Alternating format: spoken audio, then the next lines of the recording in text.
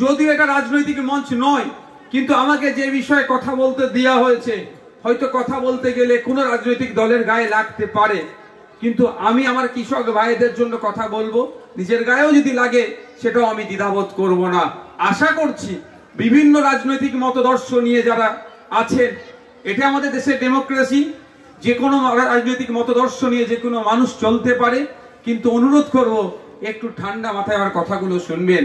আমাদের রাজ্যের কৃষকদের অবস্থা কোথায় আর ভিন্ন রাজ্যের কৃষকদের অবস্থা কোথায়, তাহলেই বুঝতে পারবেন এর থেকে কাটিয়ে ওঠার জায়গাটাও কোথায়। হয়তো কিছুটা হলেও আমি আজকে আপনাদের বলবো। সর্বপ্রথম আসি, পশ্চিমবাংলার কৃষকদের মাসিক গড় আয় কত, আর হরিয়ানা, জম্মু কাশ্মীর, মেঘালয়, পাঞ্জাব, বিভিন্ন যে রাজ্যগুলো আছে সেই রাজ্যের কৃষকদের মাসিক গড় আয় কত দেখলেই কিন্তু চক্ষু চড়ক গাছ হয়ে যাবে। আমি যখন দেখেছিলাম, আর ঘটনাচক্রে আমাকে বিধানসভা স্ট্যান্ডিং কমিটি বিভিন্ন আছে, একটা স্ট্যান্ডিং কমিটির আমি মেম্বার আছি, সেটাও আবার ঘটনাচক্রে এগ্রিকালচারাল মার্কেটিং রিলেটেড যে স্ট্যান্ডিং কমিটি আছে সেই কমিটির আমি মেম্বার। এই কমিটির মেম্বার সূত্রে আমি রাজ্যের বিভিন্ন জায়গায় বিভিন্ন সময় আমরা স্টাডি ভিজিট করি, কৃষকদের সাথে কথা বলি, তাদের অভাব অভিযোগগুলো শুনি, যাতে সমাধান করা যায় তারও প্রস্তাব আমরা রাখি। সেই জন্যই এই কৃষি বিষয়ে আমি একটু স্টাডি করেছি, যতটুকু পেয়েছি আপনাদের সামনে আমি উত্থাপন করব। আশা করছি আপনাদেরকে যে তথ্যগুলো দেবো 100% নির্ভেজাল, 100% সত্য, কোনো অসত্য তথ্য আপনাদের সামনে আমি পরিবেশন করব না। আমাদের রাজ্যে প্রায় 1,10,00,000 হেক্টর কৃষিজ জমি আছে। 1,10,00,000 হেক্টর কৃষিজ জমি আছে। আর মেঘালয়ে গেলে দেখা যাবে মাত্র 313 হেক্টর কৃষি জমি আছে। দুঃখের সাথে বলছি, আজকে কৃষক ভাইয়েরা আজকে আমার হাতে তাদের উৎপাদিত ফসল তুলে দিলেন, তাদের কথা তাদেরকে সম্মান জানিয়ে বলছি, কিন্তু দেখলে দেখা যাবে মেঘালয়ের একটা কৃষকের মাসিক গড় আয় 29,348 টাকা, আর আমাদের রাজ্যের একটা কৃষক পরিবারের মাসিক গড় আয় মাত্র 6,762 টাকা। এই যে বিস্তর তফাৎ, তারা মেঘালয়ের কৃষকরা একটা প্রায় প্রাইমারি স্কুলের টিচারের মাইনের নাই তারা ইনকাম করছে মাস গেলে, আর আমাদের যারা কৃষক আজকে যে আমার হাতে কৃষিজ ফসল তুলে দিল তাদের মাসিক গড় আয় মাত্র 6,762 টাকা। এটা 2021-এর আমি একটা ডেটা দিলাম। এই ডেটাটা আমি কোথা থেকে নিয়েছি? National bank for agriculture and rural development, central গভর্নমেন্টের আর একটা সেন্ট্রাল গভর্নমেন্টের ministry of agriculture and farmers welfare department, এই দুটো জায়গা থেকে আমি ডেটা নিয়ে আপনাদের বলছি। একটু এগিয়ে যাই আমরা পাঞ্জাবে, সেখানে কৃষকদের মাসিক গড় আয় 26,701 টাকা। হরিয়ানার কৃষকদের মাসিক গড় আয় 22,841 টাকা। অরুণাচল প্রদেশের কৃষকদের মাসিক গড় আয় পরিবার পিছু মাসিক গড় আয় 19,225 টাকা। জম্মু কাশ্মীরের কৃষকদের মাসিক গড় আয় পরিবার পিছু 18,918 টাকা। আর আমাদের রাজ্যে এত কম কেন? এই প্রশ্নটা আমার। তার সাথে এটা আপনাদের জেনে রাখা দরকার, মাত্র মেঘালয়ের যে কৃষিজ জমি আছে 313 হেক্টর, একদম অল্প আমাদের তুলনায়, কিছুই নয়। আর আমাদের এতে গত কয়েকদিনে 18 তারিখে বিধানসভা এগ্রিকালচার স্টাডিং কমিটির এভিডেন্স ছিল, সেখানে আমি যিনি আইএস অফিসার এসেছিলেন তাকে প্রশ্ন করেছিলাম, তিনার উত্তর আমি বলছি। আমাদের রাজ্যে 1,10,00,000 হেক্টর কৃষিজ জমি আছে। তাহলে তো আমাদের কৃষকদের মাসিক গড় আয় বাড়া দরকার ছিল। মাত্র 313 হেক্টর জমিতে যদি ফসল ফলিয়ে মাস গেলে 29,348 টাকা ইনকাম করতে পারে, তাহলে আমাদের এখানে 1,10,00,000 হেক্টর জমি হওয়ার পরেও আমাদের ইনকাম ক্রমশ পিছিয়ে যাচ্ছে কেন? এটা আমাদের ভাবাচ্ছে।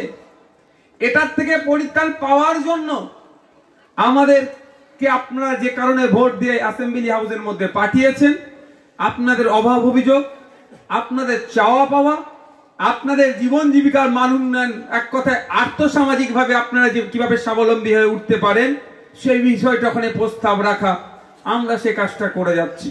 আমরা রাজ্য সরকারকে বললাম যে আমাদের রাজ্যের 70% মানুষ কৃষিকাজের সাথে যদি যুক্ত হয় তাহলে মাস গেলে মাত্র 6,762 টাকা হচ্ছে কেন? যদি এটা 2022-এর ডেটা। তারপর আমি গত বছর অর্থাৎ 2023 সালে অ্যাসেম্বলি হাউসের মধ্যে মাননীয় এগ্রিকালচার মিনিস্টারকে আমি কোশ্চেন করেছিলাম যে আজকের ডেটে দাঁড়িয়ে আমাদের কৃষক পরিবার পিছু মাসিক গড় আয় কত। জানি না কেন কোন কারণে অনেক উত্তর দিয়েছেন, অনেকের উত্তর দিয়েছেন, কিন্তু আপনাদের ছোট ভাই নওশাদ সিদ্দিকী যে কোশ্চেন করেছে অ্যাসেম্বলি হাউসের মধ্যে এগ্রিকালচার মিনিস্টারকে, তিনি কিন্তু ওই উত্তর না দিয়ে এড়িয়ে গেলেন। কিন্তু আমি আশঙ্কিত। নিশ্চিতভাবে যদি কৃষক পরিবারের গড় আয় বাড়তো তাহলে এরা জোর গলায় বলতে পারত। আমরা জিজ্ঞাসা করছি কৃষক পরিবারের গড় আয় কত? বলছে 40,000 বিঘে জমি অকৃষি জমিকে কৃষি জমিতে রূপান্তরিত করেছে। ওয়েল এন্ড গুড, এটাই তো সরকারের হওয়া দরকার। আমরা প্রশ্ন করছি যখন অন্য উত্তর দিচ্ছে, কিন্তু কৃষক পরিবার পিছু মাসিক গড় আয় বাড়ছে কি কমছে সেটার উত্তর দিল না। আমি আতঙ্কিত, হয়তো এর থেকেও কমে গিয়েছে। কারণ হিসেবে বলছি, যেভাবে কৃষিজ ফসল মধ্যস্বত্বভোগী যারা আছেন, এক কথায় যারা দালালদের রমরমা বেড়ে যাওয়ার ফলে কৃষকরা যে উৎপাদিত ফসল মার্কেটে যেটা আমরা কিনছি, আপনার একটা ফুলকপির কথা যদি বলি, বাঁধাকপির কথা যদি বলি, যে দামে আমরা কিনছি সেই দামে কিন্তু কৃষকরা তার অনেক কম দামে বিক্রি করছে। কৃষকরা ফসল উৎপাদিত করছেন, যদি ফুলকপির কথাই ধরি 5 টাকায় দরে মধ্যস্বত্বভোগী যারা আছেন তারা তাদের কৃষকদের কাছ থেকে কিনে নিচ্ছে, আর ওইটা মার্কেট থেকে আমরা যারা খাবার জন্য কিনছি 35-40 টাকা দিয়ে কিনছি। মধ্যখানে এই যে 30-35 টাকা যে কাটিং হয়ে যাচ্ছে, এটা যারা মধ্যস্বত্বভোগী এটা খেয়ে নিচ্ছে। আমরা চাই ডাইরেক্ট যে দামটা হচ্ছে স্বল্প কিছু লাভ রেখে মধ্যস্বত্বভোগীরা নিতে পারে, বেশি লাভ্যাংশের পরিমাণ কৃষকরা পাক, তাহলে আমাদের কৃষকরা মাসিক গড় আয়টা বাড়বে। কিন্তু আমরা একাধিকবার দাবি করলেও আমাদের ডাকে সাড়া দিচ্ছে না। তা কৃষক বন্ধুদেরকে এত পেয়েছি যে আপনাদের কাছে এটাও এই জন্যই রাখছি, বক্তব্যটা দেওয়ার বলেছে বলেই আমি কিন্তু বেসেলি এসেছি, কারণ নাহলে আমি এই ধরনের প্রোগ্রামে খুব একটা অ্যাটেন্ড করি না। তো এখানে আপনাদের কৃষক বন্ধুদের বলবো, আপনাদেরকে কিভাবে ডিপ্রাইভ করা হচ্ছে একটু ভাবুন। আরো কিছু কথা বলবো, কৃষক বন্ধুদের কি কি ফ্যাসিলিটিস পেতে পারে, কিন্তু সেগুলো দেওয়া হচ্ছে না বা জানানো হচ্ছে না। আজকে এইখান থেকে আমি আপনাদের সেগুলো জানাবো। আমরা দেখছি কৃষকদের ক্ষেত্রে কি সমস্যা হচ্ছে, প্রতিনিয়ত চাষযোগ্য জমি কমছে। কোন জায়গায় মাটি খনন করে নিয়ে সে মাটি বিক্রি করার ফলে কোন জায়গায় নগরায়নের নামে কৃষি জমি নষ্ট করে দিচ্ছে। বিভিন্নভাবে কৃষি জমি কমে যাচ্ছে। কৃষক বন্ধুদের স্বল্প জমিতে বেশি ফসল ফলানোর জন্য অনেক ক্ষেত্রে সারের পরিমাণ বেশি দিচ্ছে, বেশি বাড়ানোর জন্য সারটা হয়তো বেশি দিলে ভাবছেন হয়তো অনেকে যে বেশি বেড়ে যাবে, সার বেশি দিচ্ছেন, কিন্তু ফসল বাড়ছে না। ফলে কি হচ্ছে, স্বল্প সারে যে কাজ হতো আপনি বেশি করে সার দিচ্ছেন, ওই সারটা কিনতে গেলেও আপনার টাকা যাচ্ছে, আপনার লস হচ্ছে। আমরা সরকারের কাছে প্রস্তাব রেখেছি যে কৃষক বন্ধুদেরকে বিজ্ঞানসম্মতভাবে চাষ করার ট্রেনিং দেওয়া হোক। আপনারা খোঁজ নিলে দেখতে পাবেন সরকার বড় করে বলছে কৃষকদেরকে ট্রেনিং দেওয়া হচ্ছে, কিন্তু ট্রেনিং কোথায় দেওয়া হচ্ছে জানেন? ব্লকে ট্রেনিং দেওয়া হয়। হয়তো বছরে একদিন ডাকে, কিছু কৃষককে ডেকে নিয়ে যায়, ভালো একটু জামা কাপড় পরে যায়, গিয়ে বসে থাকে, ব্যানার লাগিয়ে দেয়। কোন অফিসার এসে বড় কিছু ভালো ভালো কথা বললো, 10টা কথা বললে তার মধ্যে 11টা ইংলিশে বলবে। স্বাভাবিকভাবে কৃষকরা ভাই অত ইংলিশ বুঝবো কিভাবে, ভাবছি আমরা বিশাল কিছু হয়ে যাচ্ছে। তাহলে একটা ছবি তুললো, খুব বেশি একটা হলে খাবারের প্যাকেট দিল, বলে কৃষকদের ট্রেনিং হয়ে গেছে। আমরা প্রস্তাব রেখেছি সরকারের কাছে, কৃষকদের এলাকাতে এসে, জমির ধারে এসে কৃষকদেরকে কৃষকের ভাষাতে বিজ্ঞানসম্মত ভাবে ট্রেনিং এর ব্যবস্থা করতে হবে। এই দাবি আমরা সরকারের কাছে রেখেছি। তাই আমরা বলেছি বিজ্ঞানসম্মত ভাবে চাষের, যাতে চাষ করতে পারে কৃষকদের তার ব্যবস্থা করতে হবে। কিন্তু সরকার সব করছে, ব্লকে ব্লকে ট্রেনিং দিচ্ছে, কি ব্লকে ডেকে নিয়ে গিয়ে যেখানে কৃষিকাজ হয়, যারা কৃষিকাজের সাথে যুক্ত তাদেরকে তাদের এলাকায় এসে করছে না। যাকে এই বিষয়ে আমাদের লড়াই আছে, আমরা লড়াইয়ে থাকবো। দ্বিতীয় কথা যেটা বলছি, কৃষিজ যে যন্ত্রপাতি আছে সেগুলো অনেক সাবসিডিতে পাওয়া যায়, অনেক বিনামূল্যে পাওয়া যায়। কিন্তু এখানে যারা কৃষক আছেন কতজন জানেন? আমার মনে হয় জানা নাই। একটা কথা বলি, আমি সবার দীর্ঘায়ু কামনা করছি, কিন্তু যার জন্ম তার মৃত্যু হবে এটা আমাদের মানে সকলেরই জানা আছে। 60 বছরের ঊর্ধ্বে কোন কৃষক মারা গেলে তার পরিবার এককালীন 2 লক্ষ টাকা ক্ষতিপূরণ পায়। আমাদের রাজ্য সরকারের একটা প্রকল্প আছে। কটা কৃষক জানেন একটু আমাকে জানাবেন? কৃষক তো অনেকই আছে, বলুন কারা জানেন? একটু জানলে ভালো হয়, ভালো লাগবে যে অন্তত কারাও জানেন কি?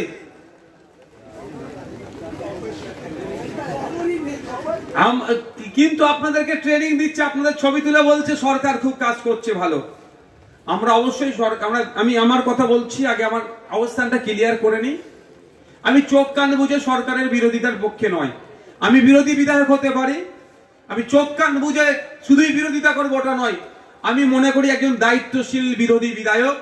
সরকার যেটা চলছে ভালো, যেটা হচ্ছে সেটার গুণগান গাইব, সাথে সাথে যেগুলো খারাপ হচ্ছে সেইগুলোকে ধরিয়ে দিয়ে ভালো কিভাবে হয় তার প্রস্তাব রাখবো, আমি সেটা নিজেকে মনে করি।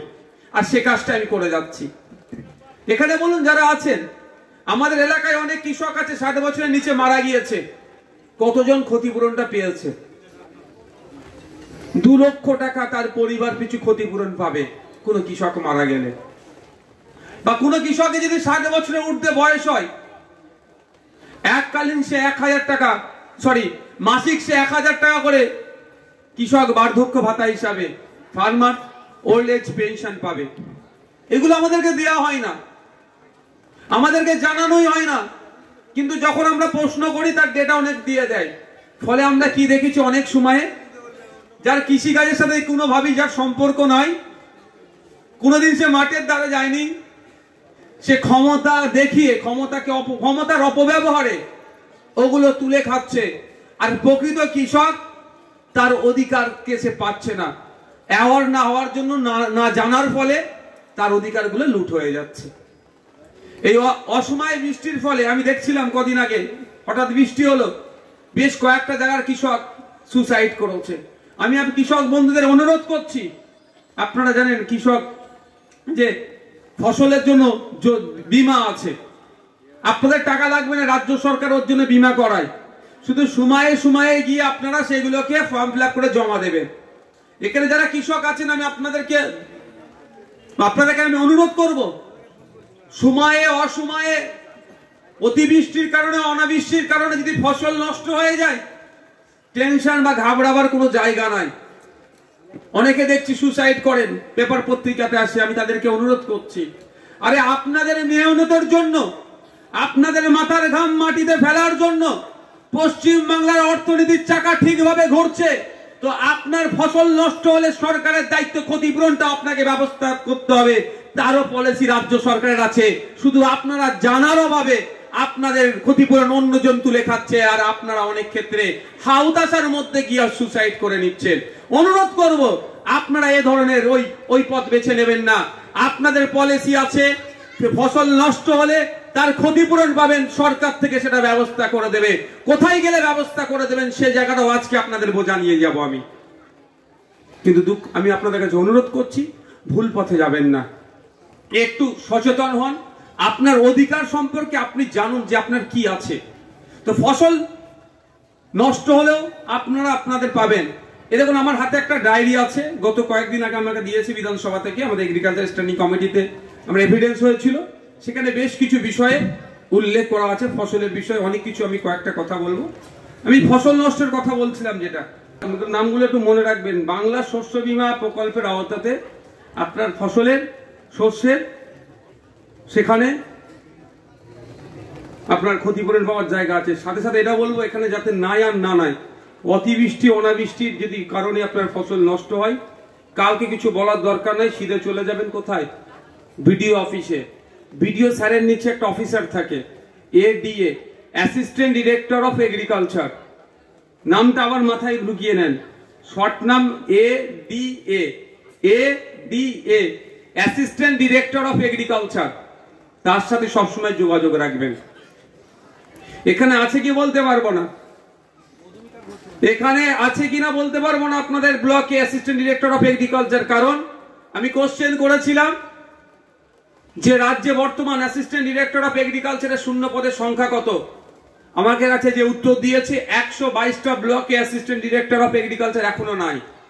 কৃষি প্রধান দেশ, কৃষি প্রধান রাজ্য, রাজ্যের 70% মানুষ কৃষিকাজের সাথে যুক্ত, আর যাদের ভূমিকা ব্লক লেভেলে সব থেকে গুরুত্বপূর্ণ হওয়া দরকার, সেই পদই শূন্য পদ হয়ে আছে। এই কথাগুলো বলি বলি আমাদের উপরে রাগ, তবে কে রাগ কে ক্ষোভ দেখাচ্ছে সে সময় আমাদের নাই শোনার, আমাদের মানুষের হয়ে কথা বলে যেতে হবে। তাই আপনাদের অনুরোধ করব, এডিএ স্যারের সাথে আপনারা যোগাযোগ রাখবেন। আপনাদের এখানে যারা আছেন কৃষিকাজের সাথে যারা যুক্ত, ধান কাটা মেশিন থেকে শুরু করে বিভিন্ন যন্ত্রপাতি কৃষিকাজের জন্য যেগুলো ব্যবহার করা হয়, আপনারা সেখান থেকে সাবসিডিতে অনেক কিছু কিনতে পারবেন। এমনকি 40% পর্যন্ত রাজ্যের প্রকল্প আছে, আমাদের 40% পর্যন্ত সাবসিডি আপনারা পেতে পারেন। ভাবুন, একটা ধান কাটা মেশিন যদি 10 লাখ টাকা দাম হয়, একটা ট্রাক্টর আছে, সেখানে আপনি 40% সাবসিডি পাবেন। অত বড় দূরে যাচ্ছি না, আমি সামান্য বলছি। একটা আমরা যেই চাষ করি না কেন, স্প্রে মেশিন তো সবার লাগে, আমাদের 4000 টাকায় কম বেশি আমাদের কিনতে হয়। আমরা যথাসময়ে যদি অ্যাপ্লিকেশন করে রাখি, অনেক ক্ষেত্রে স্প্রে মেশিন বা অনেক যন্ত্রপাতি বিনামূল্যে প্রোভাইড করে ব্লকের মাধ্যমে, আবার অনেক ক্ষেত্রে সাবসিডিতে পাওয়া যায়। আমি বিনামূল্যেরটা দূরে রাখছি, সাবসিডির কথাই যদি বলি, একটা স্প্রে মেশিনের দিয়ে আমি উদাহরণ দিচ্ছি যে 4000 টাকা দাম আছে খোলা বাজারে আপনি কিনতে গেলে। আপনি যদি ওই এডিএ স্যারের কাছে আপনি অ্যাপ্লিকেশন করে রাখেন, এডিএ স্যারের মাধ্যমে বিডিও স্যারের কাছে ঠিক সময়ে যদি অ্যাপ্লিকেশন আপনি করতে পারেন, আপনি ওখানে প্রায় 40% ছাড় পাবেন। অর্থাৎ একটা স্প্রে মেশিনের কথা উদাহরণ দিয়ে বলছি, যদি 4000 টাকা খোলা মার্কেটে কেনেন, সেটা আপনি গরিব কৃষক আপনি আপনার ব্লকের মাধ্যমে কিনলে সেখানে 1600 টাকা আপনার সাশ্রয় হবে, অর্থাৎ সাবসিডি পাবেন। তাহলে আপনার 1600 টাকা বাঁচছে। শুধু আমরা কৃষকরা জানি না বলে কি হয়, যথাসময়ে ওগুলো কোটা হিসাবে আসে। আমাদের মতো কিছু নেতারা আছে যারা হারাম খেতে অভ্যস্ত, পরের হক খেতে মেরে খেতে অভ্যস্ত, তারা তাদের মনের মতো লোককে কৃষক সাজিয়ে অ্যাপ্লিকেশন করিয়ে ওই মালটা তুলে নিয়ে হয়তো খোলা বাজারে কাউকে বিক্রি করে দিচ্ছে। আমরা আবার সেটা গিয়ে খোলা বাজার থেকেই 4000 টাকায় কিনে নিয়ে আসছি। শুধু আমাদের সচেতনতার অভাবের জন্য আমাদের টাকা এইরকম ভাবে লুট হয়ে যাচ্ছে, আমাদের অধিকার আমরা পাচ্ছি না। অনুরোধ করব, যারা কৃষক বন্ধুরা আছেন একটু সচেতন হন, আর আগামী কাল থেকে ব্লকে যাবেন, এডিএ স্যারের সাথে যোগাযোগ করবেন। এডিএ স্যারের নাম্বার আপনি নেবেন, আপনার নাম্বার এডিএ স্যারকে দিয়ে আসবেন। ওই এডিএ স্যারের কাজ হচ্ছে ওই ব্লকে যত কৃষক আছে সবার সাথে কন্টাক্ট রাখা। নির্দ্বিধায় আপনি এডিএ স্যারকে বলবেন যে স্যার আপনার নাম্বারটা দিন, আমি কৃষক, আমার নাম্বারটা আপনি রাখুন। এরপরে যখন অ্যাপ্লিকেশন করে যে কোনো সময় সুযোগ সুবিধার অফার আসবে, আমি কৃষক, আমাকে আপনি জানাবেন আগে। নির্দ্বিধায় বলবেন, এটা মাথায় রাখবেন। ওই এডিএ স্যারের যে মাইনে হচ্ছে, আপনারই মেহনতের টাকায়, আপনারই কষ্টের টাকায় তার মাইনে চলছে। একদম আপনার হাউতাশার মধ্যে ভুগবেন না। কোন দাদা দিদিকে ধরার প্রয়োজন নয়। আপনি সিধে আগামীকাল ভিডিও অফিসে গিয়ে ভিডিও স্যারের নিচে এডিএ স্যার আছে, তার সাথে কথা বলে তার নাম্বার নিয়ে আপনি রাখবেন। আর যদি সে নাম্বার দিতে অস্বীকার করে, এখানে বিশ্বজিৎ দা আছে আর যারা আছে তাদেরকে এসে জানাবেন, সেই এডিএসআর কে কোথায় নিয়ে যেতে হবে, কার সামনে দাঁড় করাতে হবে, আপনাদের ছোট ভাই সেটা বুঝে নেবে। কারণ আপনাদের বলি, প্রথম কথা তো আপনাদের জন্য তার চাকরিটা, দ্বিতীয় চাকরি যে মাইনেটা হচ্ছে আপনি দিচ্ছেন, আপনি কৃষক, আপনি মাইনে দিচ্ছেন, তাকে রাখা হয়েছে। আমাদের বাকি কৃষকদের দেখভালের জন্য তাকে রাখা হয়েছে, মাইনে আপনি আমি দিচ্ছি। একটা উদাহরণের জন্য বলছি কিভাবে আমরা টাকাটা দিচ্ছি। আমরা দেশকে দুইভাবে ট্যাক্স দিই, নির্দিষ্ট স্কেলের উপরে কারো টাকা হলে সেটা দিচ্ছে, আর একটা হচ্ছে সকাল থেকে ঘুমানো পর্যন্ত আমরা যে জিনিসগুলো ব্যবহার করি প্রতিটা ক্ষেত্রে আমরা ট্যাক্স দিই। এটা আমরা 10 টাকা দিয়ে কিনছি, এ বোতলের এক বোতল 10 টাকা। কিভাবে জানছি? এমআরপি লেখার জন্য, এমআরপি লেখার জন্য 10 টাকা। বা যে কোনো জিনিস আমরা দাম কত কিভাবে দেখি? এমআরপি আছে বলে। তার ঊর্ধ্বে তো আমরা দিতে দিই না, আর দেওয়াটাও অনুচিত। কেউ যদি চাই সেটা অন্যায় করবে, যে আইনত যদি তার বিরুদ্ধে আইনত ব্যবস্থা গ্রহণ করা যায় সে ফেসে যাবে। এমআরপির উপরে নেওয়া যায় না, ম্যাক্সিমাম রিটেল প্রাইস তখনই বেঁধে দেওয়া হয়েছে। কিন্তু আমি আপনাদের বলি, এই 10 টাকাতে যে পানির বোতলটা আমরা কিনছি এতেও আমরা ট্যাক্স দিচ্ছি। এমআরপির নিচে একটা ছোট্ট করে লেখা থাকে, ইনক্লুসিভ অফ অল ট্যাক্সেস। এটা দেখলে পাওয়া যাবেন, যেখানে যদি কিছু জিনিস আছে দেখুন, এমআরপির নিচে লেখা থাকে ইনক্লুসিভ অফ অল ট্যাক্সেস, সমস্ত ধরনের ট্যাক্স দিয়ে 10 টাকা। এটা তো 10 টাকার কথা বলছি, হতে পারে হয়তো 10 পয়সা ট্যাক্স দিয়েছি, এটা হতে পারে 1 টাকা ট্যাক্স দিয়েছি, কিন্তু আমরা প্রতিটা ক্ষেত্রে ট্যাক্স দিচ্ছি। এই যে মাইক্রোফোনটা নিয়েছি আমরা, এটা কেনার সময় ট্যাক্স দিয়েছি। এই যে বিদ্যুৎ, যদি এটা যে লাইট জ্বলছে, লাইটটা কেনার সময় ট্যাক্স দিয়েছি। এখন যদি এটা কারেন্ট কিনে নিই সেক্ষেত্রে ট্যাক্স দিতে হয়েছে। যদি জেনারেটর চালাই, জেনারেটর কেনার জন্য ট্যাক্স দিতে হয়েছে। ডিজেল নিলে তার জন্য সেচ দিতে হয়েছে। সমস্ত ক্ষেত্রে, ঘুম থেকে ওঠা থেকে ঘুমানো পর্যন্ত। শীতকালে এখন ফ্যান বন্ধ রাখি, যখন গরমকালে ঘুমাই ফ্যান চালাই, ওটাতেও আমরা ট্যাক্স দিই। তো টোটাল ট্যাক্সের টাকাটা আবার দুটো ভাগে ভাগ হয়, একটা সেন্ট্রাল গভর্নমেন্টের কাছে যায়, অর্থাৎ কেন্দ্র সরকারের কাছে যায়, একটা রাজ্য সরকারের কাছে থাকে। সেন্ট্রাল গভর্নমেন্ট টাকাগুলোকে বিভিন্ন প্রকল্পের মাধ্যমে রাজ্যে পাঠায়, আবার রাজ্য সরকারের কাছে যেটা থাকে সেটা বিভিন্ন প্রকল্পের মাধ্যমে আমাদের কাছে আনে। আমাদের টাকা আমাদেরকে ঘুরিয়ে দিচ্ছে। এ বলে না, ওই কে বলছে আপনার, এই বাড়ি দিচ্ছি ভোট আমাদের দাও, কে বলছে সাইকেল দিচ্ছি ভোট আমাদের দাও। মোটেও কেউ নিজের কাছ থেকে দিচ্ছে না, ওই আপনার আমার ট্যাক্সের টাকাকে ওরা ঘুরিয়ে দিচ্ছে। মধ্যিখানে বরঞ্চ কাটিং হয়ে কিছু বেরিয়ে যাচ্ছে, লস আমাদের হচ্ছে। তো আজ স্কুল টিচার থেকে শুরু করে, পুলিশ থেকে শুরু করে, যারা ভিডিও অফিসার, রেডিও যারা আছেন, সমস্ত মাইনেটাই এই ট্যাক্সের টাকা থেকে আসছে। সুতরাং আমাদের ট্যাক্সের টাকায় আমাদের এডিএসআর এরও মাইনে হচ্ছে। তাহলে ঘাবড়াবার কিছু জায়গা নাই। আপনারা যাবেন, গিয়ে এডিএসআর কে বলবেন, স্যার আপনার নাম্বারটা দেন। কোনো সমস্যা হলে, কৃষিকাজের কোনো জানকারি থাকলে সোজা চলে যাবেন এডিএসআর এর কাছে। তাকে জবাবদিহি করতে সে বাধ্য, সে আপনার জন্য ওখানে আছে, এটা মাথায় রাখবেন। এই উদাহরণটা এই জন্যই দিলাম, হীনমন্যতায় ভোগার কোনো জায়গা নাই, হীনমন্যতায় ভোগার কোনো জায়গা নাই। আপনি ভাববেন আপনি কৃষক আর উনি অফিসার, তো কি আছে, যে যার লেভেল আছে। কৃষক যদি না ফসল উৎপাদন করত, উনি খেতে পারতেন। কৃষকরা যদি বলে আমি ফসল উৎপাদন করা ছেড়ে দিয়ে দেবো, আর ফসল উৎপাদন করব না, খেতে পাবে তো? তাহলে যে যার লেভেলে যে যার গুরুত্ব আছে। কেউ কাউকে অপমান করবেন এটা আশা করব, আর কেউ কাউকে ডেপ্রাইভও করবেন এটাও আশা করব। তো কৃষক বন্ধুরা যাবেন, গিয়ে ওদের সাথে কথা বলবেন, ওরা আপনাদের এটা দিতে বাধ্য। কৃষক বন্ধু প্রকল্প আছে, অনেকে পাচ্ছেন, অনেকে পাচ্ছেন না, সেদিকেও যেমন আছেন। কৃষক বন্ধু মৃত্যুজনিত সহায়তা, যেটা বললাম, 60 বছরের ঊর্ধ্বে কেউ মারা গেলে 2 লক্ষ টাকা ক্ষতিপূরণ পাবে। 60 বছরের নিচে কেউ মারা গেলে 2 লক্ষ টাকা ক্ষতিপূরণ পাবে। কোন কৃষকের 60 বছরের ঊর্ধ্বে বয়স হলে সে মাস গেলে 1000 টাকা করে কৃষক ভাতা পাবে। এই ধরনের প্রকল্প আছে। সরকারি ভর্তুকিতে কৃষিজ যন্ত্রপাতি যেমন কেনার ব্যবস্থা আছে, অনেক ক্ষেত্রে সাবসিডিতেও পাওয়া যায়, সেগুলো আমাদেরকে মনে রাখতে হবে। এই ধরনের অনেক প্রকল্প আছে, আমি আপনাদের বলবো, সময় স্বল্প, শুধু কয়েকটি দিন বলেন আমি নাম বলে দিতে পারি। জমি হাঙরদের ফলে কৃষিজ জমিকে অনেক প্রমোটিং হয়ে যাচ্ছে। নগরায়নের নামে যেভাবে জমিগুলো তারা নিয়ে নিচ্ছে, এগুলো বন্ধ করতে হবে। এবং যারা প্রকৃত কৃষক, বিভিন্ন সময়ে বিভিন্ন ক্ষেত্রে আমরা দেখেছি ব্লকের মাধ্যমে বীজ পাওয়া যায়, সার পাওয়া যায়, কৃষিজ যন্ত্রপাতি ফ্রিতে পাওয়া যায়। আমার তো মনে হয় এখানে কোনো কৃষক একবারের জন্য বিনামূল্যে কোনো বীজ পাননি। কে পেয়েছেন? ওটা ওই খেয়ে নিচ্ছে মধ্যখান দিয়ে কেউ, ফলে আপনাদেরকে সেই বীজটা কিনতে হচ্ছে। আর যারা মায়েরা আছেন এখন তো 500 আর 1000 টাকা দিয়ে ভুলিয়ে দিচ্ছে আপনাদেরকে। আমি আপনাদের বলি, আত্মা প্রজেক্ট নামে একটা প্রকল্প আছে, আত্মা ATM এ, এরও বিস্তারিত আপনি ব্লকে গেলে খুঁজে পাবেন। আত্মা বলে একটা প্রকল্প আছে, যে প্রকল্প যদি যথাযথ আপনাদেরকে ব্যবস্থা করে দেয়, আমি মনে করি আপনাদের 500-1000-এর জন্য ভাবতে হবে না। আপনারা আপনাদের উঠোনে আপনাদের এলাকাতেই আপনারা মাস গেলে 5000-এর কম বেশি ইনকাম করতে পারবেন। সেটা সরকার পক্ষ ভালোভাবে আপনাদের জানায় না।